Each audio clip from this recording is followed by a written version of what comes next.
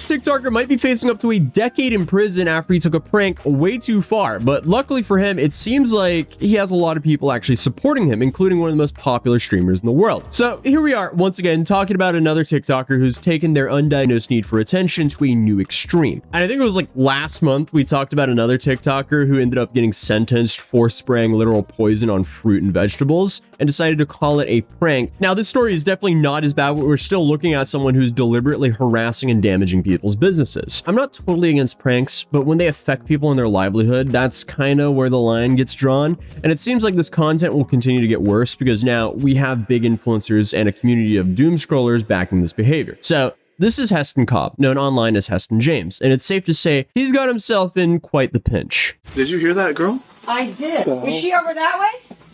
The scream came. Is she over there? You know where it came from. This over on this side. It was a woman.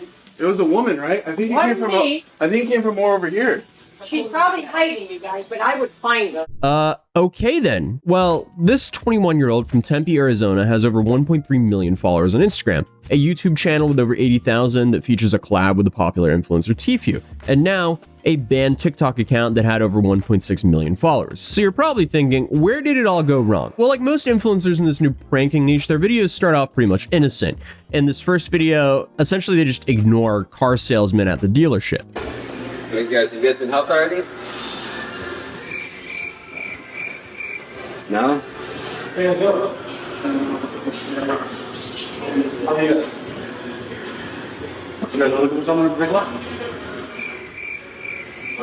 Okay, yeah, like, I mean, you can say they're wasting someone's time, but let's be honest, like, this is about as harmless as a prank gets. Another example is him calling a car dealership while being at the dealership. Is that one fully electric? Yes, it is. Yeah, I'm interested. All right, come on down. You said you're here to win? Okay, talk. So, I mean, if you just kept it at this level, all of this would basically just be a nothing burger. But essentially, with his content, it's all to gauge a reaction of what we've just witnessed. And when that reaction becomes mundane and not funny anymore, he has to up the stakes. And that's what he does. Where are you at? Doing what? Good? Yeah, I'm good. Yeah, no, we're just gonna like the yelling and stuff like that. We can do it like sit outside. Oh, yelling? Was that yelling? Yeah. So here we can see him starting to get progressively worse, which apparently is just screaming in stores with his friends to cause disruption between staff and customers.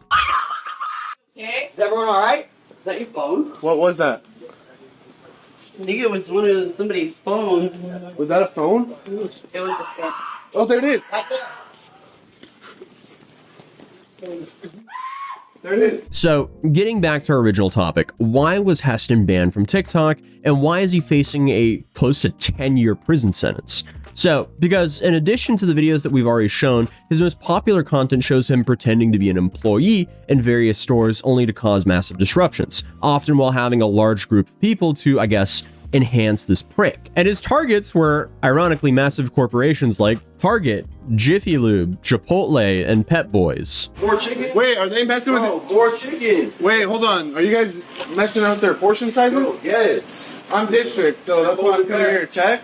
It's got a clean house. Clean out. Get out of here. I got new workers coming in. You guys can go. I'm just gonna bring new workers in. Sorry. Everyone, come on. Let's start getting to work, everyone. Get to work. It's your replacement, sir.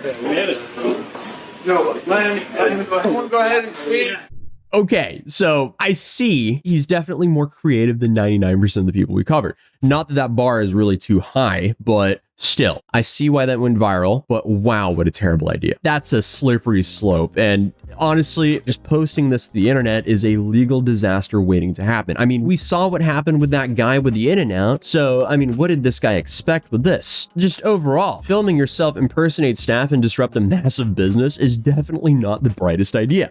And this is not a one-off thing either. As I mentioned earlier, he had multiple large businesses that he targeted with pranks like this. From a different location. Let's get this ironed out. Check your HR emails. We were going into a different one. They didn't need us there. They sent us here. Go ahead and bring the guys in. If you don't mind. You're not even on the phone, dude. Come on, get out of the store. See if I was on the phone or not. You guys can get to work. We're all good.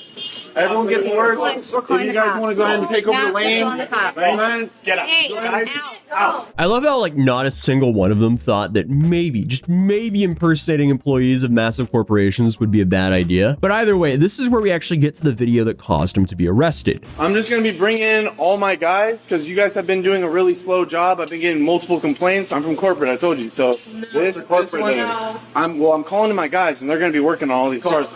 They're not? Get to calling them. Oh, get to calling them? I think this is them right here.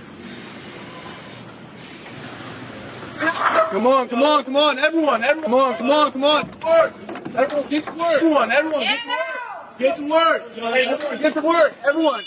Yo, everyone, take that tire off. Yeah, see, he outdid himself with this one. This one's dumber than all the other ones. I mean, this is just such a massive liability for the owners of the shop. Where do I even begin? I mean, there are serious safety concerns here. You got random people using power tools, crawling under cars, and running around in a mechanic shop filled with potentially dangerous equipment, while risking damages to the shop's property, other people's cars. There's just so much involved here. I don't know if they were actually taking the tires off the vehicles there, if they were pretending to do so, but that's also something that's not good at all. Like, without a doubt, this is very different than showing up and busting some tables at Chipotle. And this video got 1.2 million likes, but at what cost? Because essentially he put not only himself, but a large group of people in a position where they could face serious legal ramifications. You really just have to ask the question, was it really worth it? Because on July 23rd, Heston was actually arrested by Tempe police and is now facing 13 charges.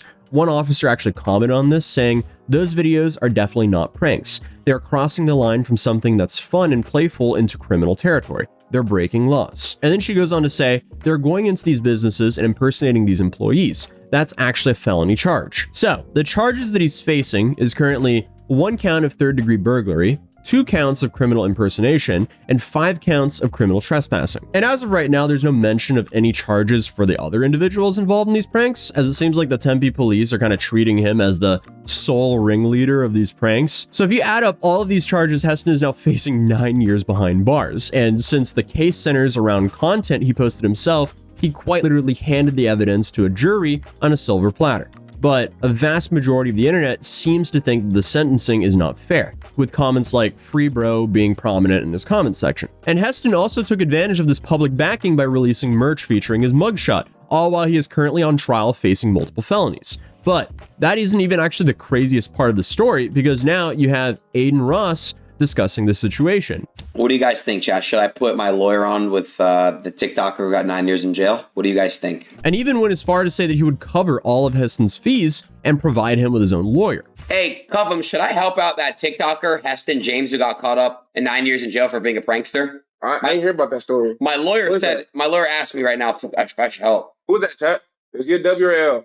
I'd say yes. So overall, I mean, this is kind of one of those like mixed bags, because the punishment doesn't really, or the potential punishment doesn't really fit the crime here. But ideally, you still kind of want the situation to serve as some sort of warning to anyone chasing social media fame that this kind of content can lead to serious consequences. But also, from a younger person's perspective, it might actually send the wrong message, because seeing so many people defending him and even a major streamer offering support, that could make it seem like, hey, there's no real risks here, and if you do it correctly, you can really launch your career off of this. But the only problem is, he's set himself up into this like slippery slope, or he's put himself between a rock and a hard place. Because let's say he gets out of this situation completely unscathed. Unfortunately, with his style of content, if he doesn't completely pivot content styles, he's put himself in this position to where he has to up the stakes even more. So that adds even more risk to his livelihood, his freedom, and his career. But if I was to guess of what would happen to him, I don't think he's going to serve any serious time for this, because number one, he did this in the US. He didn't do this in some random country abroad. And then also, especially if Aiden is throwing in some money for his defense,